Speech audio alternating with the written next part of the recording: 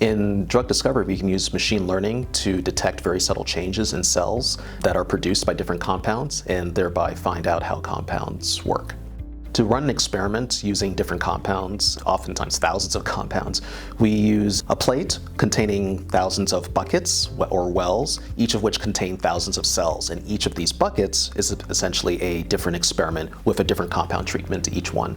As we run an experiment, we treat the cells with different compounds in each of these different buckets and then use a microscope to image the cells, and those images form the input into the machine for learning. So the computer knows what a normal cell looks like. We basically give the computer a whole bunch of examples of what these normal untreated cells look like, and from there it can learn what the signature or fingerprint of untreated cell is and define all other treatments against that one. For example, you may have a compound that is causing the nuclei to divide, but the cell itself doesn't. So you can see these sort of multi-lobed blobs within the cell, and that gets highlighted using a nuclear stain.